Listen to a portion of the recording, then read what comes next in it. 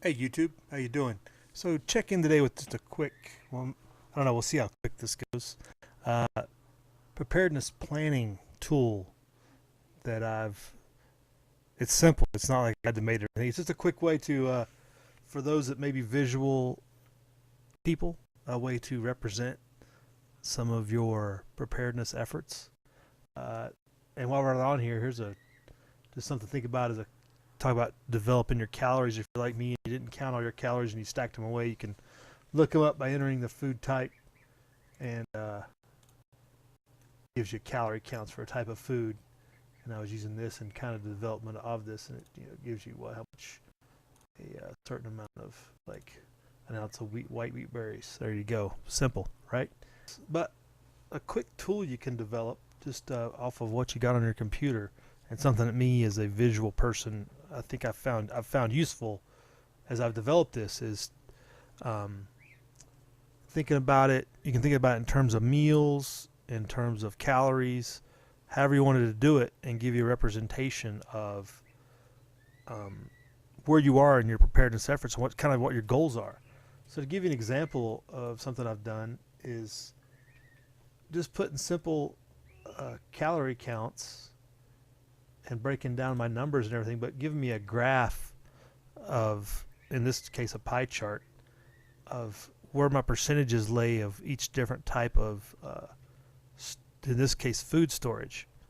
So this is rough numbers, just throwing these out here. I'm not quite to the million calorie count mark, but it's a goal, right? But in long-term food storage, I've broken this down: long-term food, canned goods, immediate pantry, and MREs, and how many calories that equals up. And I've done the math formulas on a simple Excel worksheet here, and breaking it down how many per person, and then based upon a formula of 2,500 calories per day, how many days that would last roughly. If you're going um, with that number, right? So if that with that it'd be 150 days. That's pretty good, by anybody's estimate. But it's a pretty simple way to count everything. If you're not familiar with Excel, you can just identify what column you want to put in which kind of category. After you've counted you can do it by number of meals, number of calories, number of pounds. That's kind of irrelevant, but you can just sum all those together using the sum over here in the corner, and it'll automatically give you that count there in your calories. Now, I can break that down. I divide this by 5 for my purposes. You can change that number to, if you've only got 2 in the household, change that number to 2 to give you your formula. Make sure you hit enter, and that totally changes your formula there. There's an example. If you've got that many for just 2 people, that gives you over a year of food stock in this case. But let's change it back to 5. Let's give it to 4 just for the average, I guess. Um, but let's say I wanted to extend out my meals, and I'm really going to plan for 2,000 calories a day, let's say. Um, Maybe I'm supplementing with other things as part of my plan.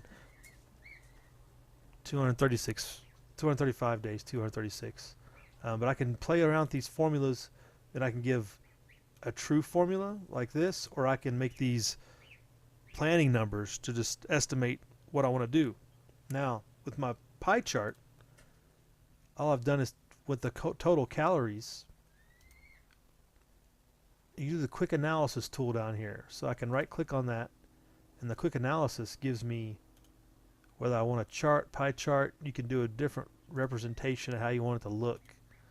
I like pie charts. It's kind of me. But if I wanted to break it down like this, I could do it a chart like that, and I can name it to, you could put food storage or whatever, like I've done over here. Um, and you can color these like I did in the pie chart simply by using this. And this is, what is this, Excel 2010 or something, whatever the latest is. If I want to change the colors to give me,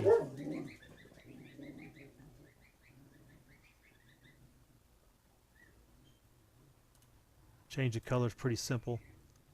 Um, why won't it do multiple colors?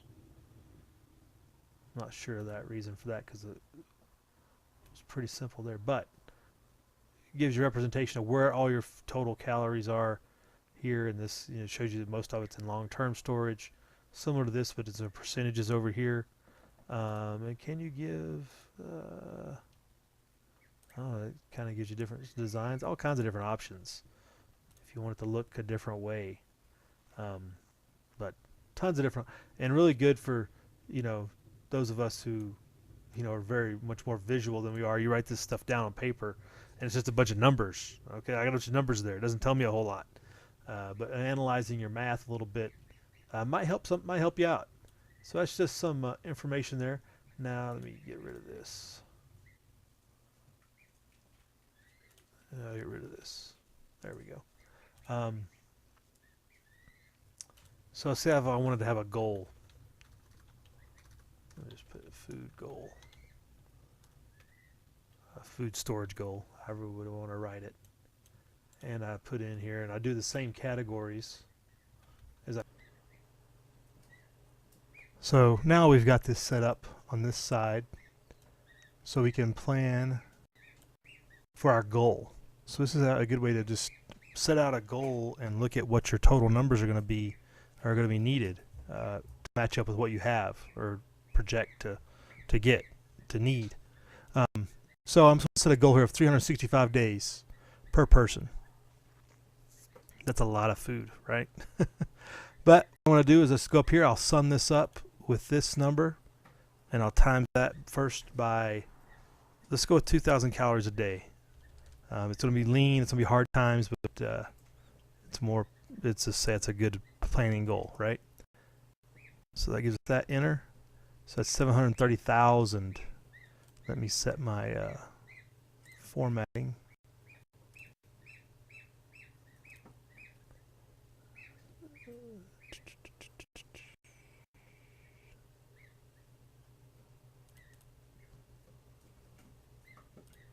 I want to use a separator. That's what I want to do. All right, and so there's my total number of calories, and I got to multiply that by number of people.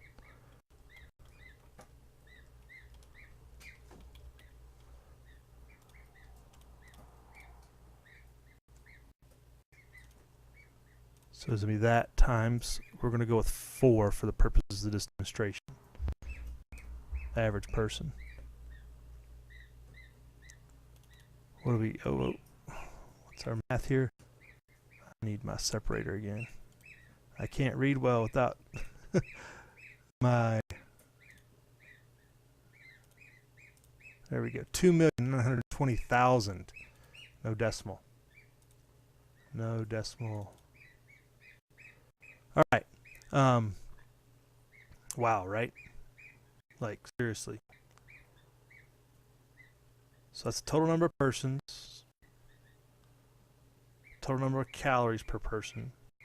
So I'm back planning my math here. So this is my total number of calories needed. So I'm going to carry this number. I can get rid of that box. That doesn't need to be there.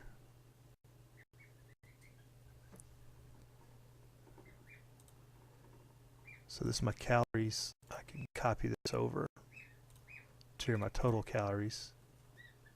Whoa. Paste that. There we go. Okay, now I need to set my goals on what percentage I want each of these items to cover. So for my long-term storage, I'm going to go 60%. So the way I'm going to do this is I'm going to sum here my total calories times 0.6, 60%. Lets me know I need one. You need to put my comma in there. This formatting this stuff is the hardest part, just to get it the way you just like it.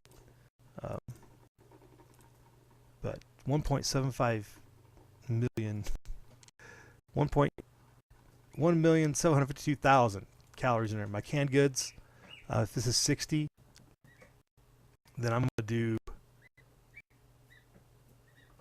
10 in the pantry, 10 in MREs, and the other 20 in canned goods.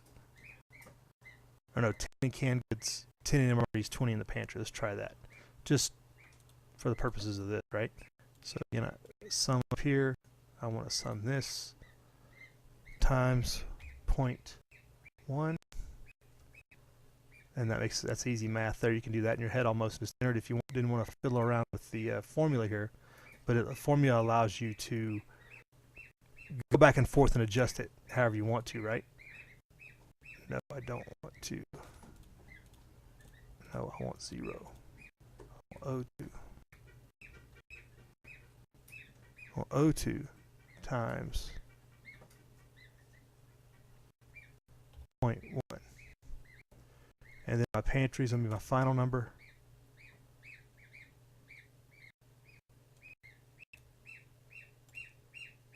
Of that times 0.2. Now to do my check, I can go back this way and auto sum it out this way, just to make sure my math is right. Okay, and it all matches up, so that way I didn't do percentages wrong. Our percentages aren't overlapping. I can color code it, but also I can do my quick analysis. Oh, it's taking too many numbers. I don't want quick analysis.